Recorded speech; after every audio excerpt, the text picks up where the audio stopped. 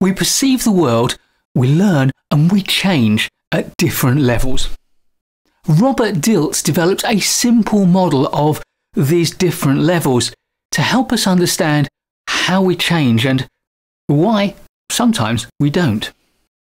He referred to these levels as neurological levels, or simply logical levels.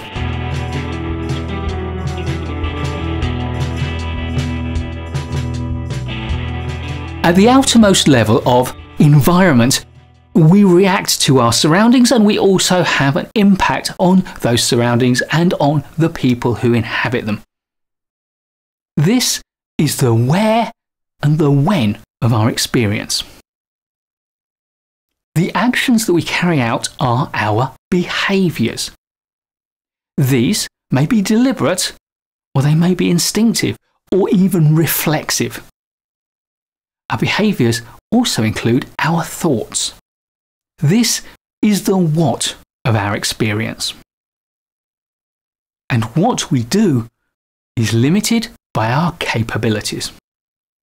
However, critically, when someone doesn't do something, we know nothing about their capabilities.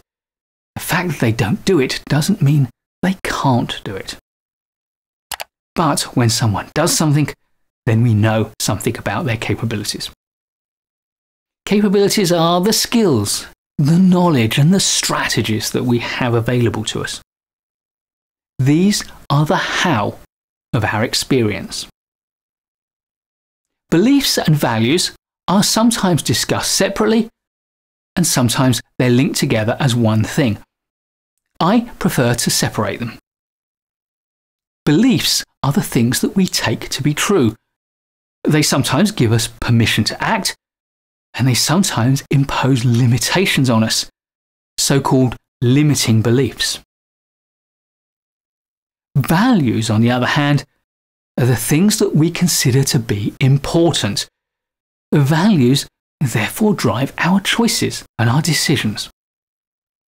Values are also, to a large part, the source of our motivation. Our beliefs and our values can sometimes reinforce one another, and they can sometimes conflict. But together, beliefs and values dictate the extent to which we acquire and deploy our capabilities. They are the why of our experience. Your identity is your core sense of self, who you are. Inevitably, your identity overlaps with your values, the things that are important to you. But your identity fundamentally influences your values in life. It's your sense of purpose and what you believe your mission is. Initially, we get our sense of identity and therefore our values from the culture in which we grow up, from our education, from our religion, from our families and friends and society. As we mature, we need to re-examine those and determine them afresh as a mature adult. Identity drives the kind of person you believe you are. It's the who am I of your experience. The deepest of the logical levels is the spiritual level, or the level of purpose. This level transcends your sense of identity and connects you with something that is in some way bigger than you are.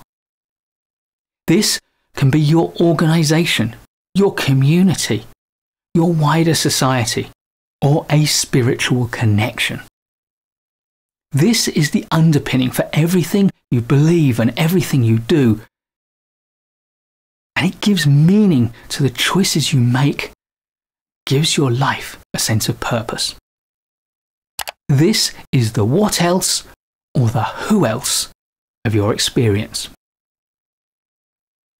So, how does NLP use the logical levels? The primary use of the logical or neurological levels model is in change work, helping people to make changes. But for me, it's a particularly useful model because it doesn't require any deep therapeutic or psychological knowledge or understanding. It works well at a simple technique, a coaching conversation, whether you're coaching someone else or coaching yourself. First, we can use the responses at different logical levels to spot contradictions and conflicts between the way we read the situation at the different logical levels. This can open us up to understanding the changes we need to make to feel more comfortable with the situation or to see more clearly the results that we want to get. An example is the fact that I might enjoy the company of my group of friends. I value their friendship and it's important to me. So this relationship sits very clearly at the level of values. But if my boss suggests that I need to develop my skills with a year or 2-year secondment to a different city or even a different country, then this will conflict with the level of capabilities. Once we've understood our responses at different levels, we can start to align them to look for ways that we can bring our interpretation of the situation or our options or the opportunity in front of us into alignment at each of the different levels to make the best solution for us seem clear and to leave us feeling more confident about the decision we make. Once we see more clearly which course of action is right for us at all levels, then we can pursue that course of action with enthusiasm. Working through the logical levels is a powerful way to help people to make important decisions. This is especially so when they feel stuck or they don't think they know what they want. Please do give this video a like if you've learned from it or enjoyed it. I'll be making loads more great management courses videos for you, so please do subscribe to the channel and hit the bell so you don't miss any of them. I look forward to seeing you in the next one, and in the meantime, keep learning.